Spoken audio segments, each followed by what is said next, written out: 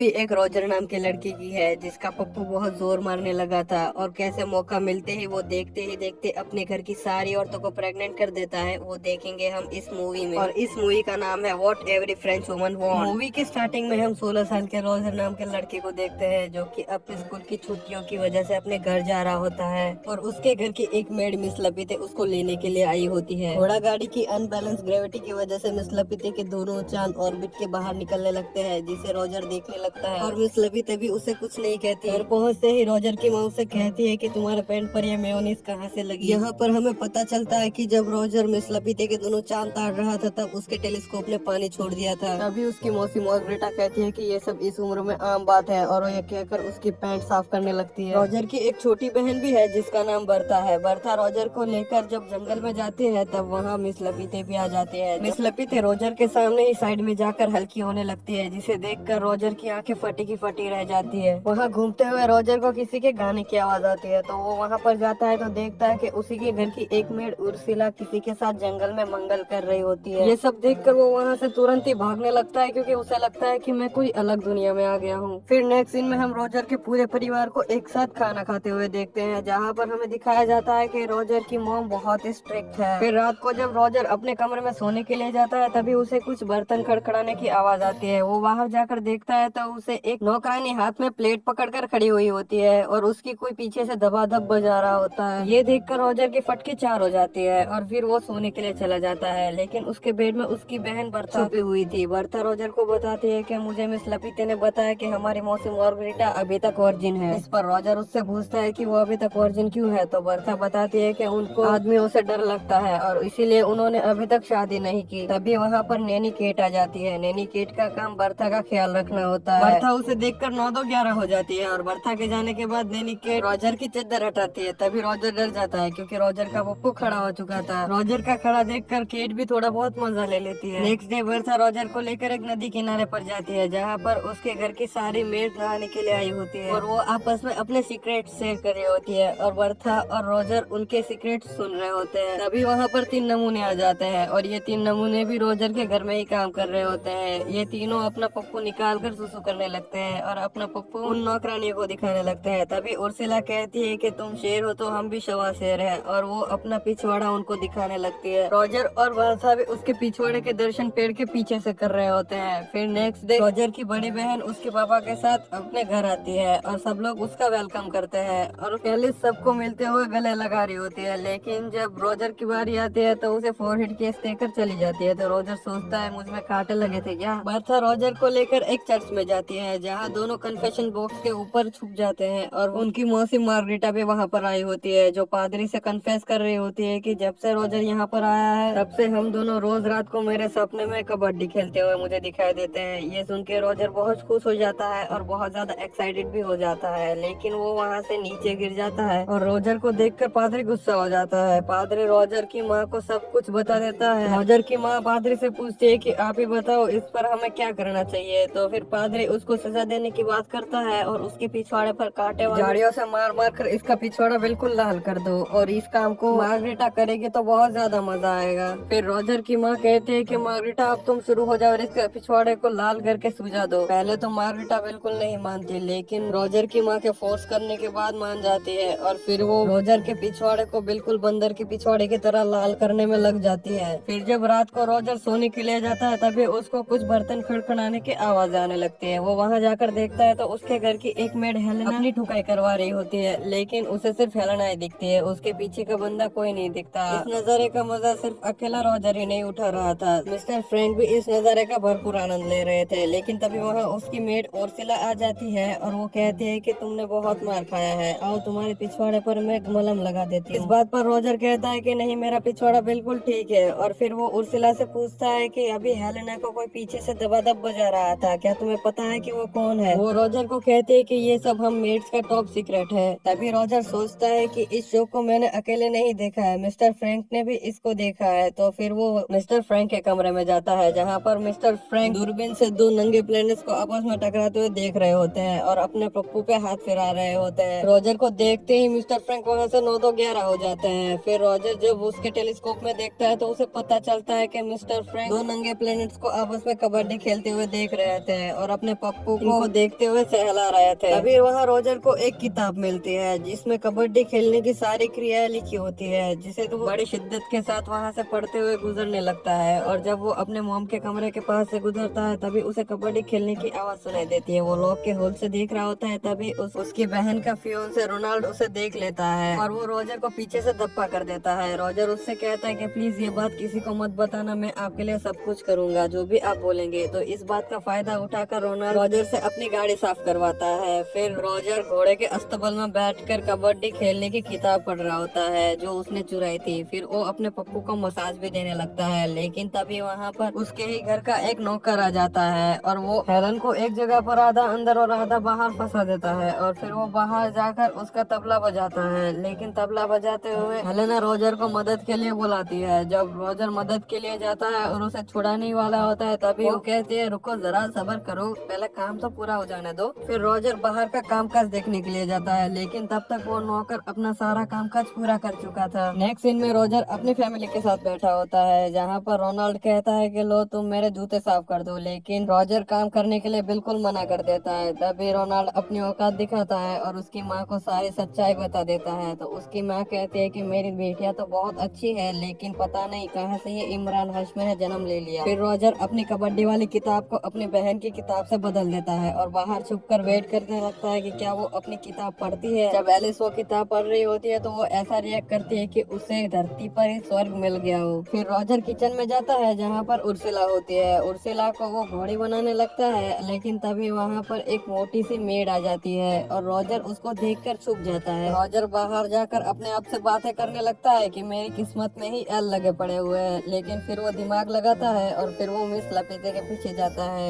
पीछे जाकर वो उनकी बजाने की ट्राई करता है। पहले तो मिस लपेटे मना करती है, लेकिन फिर कहती है तुम्हें जितना बजाना है बजाओ, मैं कुछ नहीं कहूँगी। लेकिन तभी वहाँ पर ऐलान होने लगता है कि जर्मनी ने फ्रांस से लड़ाई छेड़ दी है। सब लोग बाहर इकट्ठा होकर उस ऐलान की खबरें सुनने लगते हैं और देखने लगते हैं कि उसमें क्या लिखा है। सब लोग जंग में जाने की खुशी मना रहे होते हैं, लेकिन रोजर का तो अपना अलग ही प्लान होता है। फ्रांस में एक रिवाज था कि जंग में जाने से पहले सबको अपने अपने पार्टनर के साथ समूह में संभोग करना पड़ता है। फिर रात को सब लोग अपने अपने पार्टनर को लेकर जंगल में जाने लगते हैं उनकी घोड़ी बनाकर बजाने के लिए। रोजर सोचता है कि ये बस आज रात की चांदनी है, इनके जाने के बाद अब तो मेरी चांदी ही चांदी होगी। मर्दों के जाने के बाद घर की सारी लेडीज अकेली हो गई थी। रोजर सबसे पहले उर्सिला के पास जाता है और उसके साथ कबड्डी खेलता है। रोजर उर्सिला को कहता है कि मुझे तुमसे प्यार हो गया है, लेकिन उर्सिला कहती है कि सारे मर्द पहली बार चरम सुख का आनंद लेने के बाद यही कहते हैं। बर्था रोजर को कहती है कि पादरी माँ से मिलने आए हैं। फिर वो दोनों वहाँ जाकर उन दोनों की चुपके से बातें सुनने लगते हैं। रोजर की मेरे दोनों फुटबॉल से फुटबॉल खेलने लग जाते हैं, क्या इसमें कोई पाप तो नहीं है? तो पादरी कहते हैं नहीं, वो तुम्हारा पति है, वो तुम्हारे साथ कबड्डी खेले या फुटबॉल खेले इसमें कोई दिक्कत नहीं है, वो तुम्हारे साथ कुछ भी कर सकता है। लेकिन तभी रोजर की माँ रोजर और बर्था को देख लेती है और वो दोनों वहाँ से चले जाते हैं। अगले दिन नैनी के नदी किनारे बैठकर अपनी जुल्फे सवार रही होती है, लेकिन वहाँ पर रोजर मगरमच्छ बन के आ जाता है। वो तैरते तैरते हुए आता है और उसके साथ बातें करने लगता है। पहले तो रोजर केट से थोड़े मजे लेता है, लेकिन जब वो देखता है कि केट भी अब राजी हो गई है तो फिर वो मौके पे चौका मार देता है। फिर वो दोनों वहाँ पर कबड्डी खेलने लगते हैं। अब रोजर एक अल्टीमेट हरामी बन चुका था और वो सोचता है कि अब मैं सारी लेडीज की लेकर ही मानूंगा। और अगले ही दिन रोजर के डैड छुट्टी लेकर घर पर आ जाते हैं और फिर वो देखता है केट और मार्गरेटा वहाँ पर उसके मोम डैड को कबड्डी खेलते हुए देख रहे होते हैं। रोजर वहाँ पर जाकर कहता है कि देखो मैं तुम्हें दिखाता हूँ कि देखा कैसे जाता है। ये कहकर वो उनके रूम में चला जाता है। रोजर को देखकर उसके मोम डैड हैरान हो जाते हैं और उसे वहाँ से बाहर निकाल देते हैं। फिर मार्गरेटा जब अपने कमरे में जाती है तो देखती है कि वहाँ पर रोजर पहले से उसके बेड पर सोया होता है। रोजर कहता है कि क्या तुम वर्जिन हो, ये पूछकर वो उसके साथ गपागप करने लगता है। फिर हम हेलन को देखते हैं जो कि अपनी बजवाने के लिए किसी को ढूंढ रही होती है, क्योंकि युद्ध में जाने की वजह से अब वहाँ पर कोई नहीं होता उसके बजाने वाला। हेलन रोजर के रूम में जाती है और जब बाहर जाती है तो रोजर उसको पीछे से पकड़ लेता है और उसकी गपागप बजाने लगता है। अगले दिन रोजर एलिस के पास जाता है जो कि घोड़ों को घास दे रही होती है। रोजर एलिस को कहता है कि चलो मैं तुम्हें भी घोड़ी बना देता हूँ, लेकिन पहले तो एलिस मना करती है। फिर वो कहती है कि चलो ठीक है, मैं तुम्हें अपनी राइड करने देती हूँ। फिर रोजर उसकी राइड करता है और राइड करते हुए उसकी बहुत पिलाई करता है। अब रोजर सब लेडीज के बीच फेमस हो गया था और सब लेडीज उसके पास बारी बारी से काम 25 करवाने आती थी।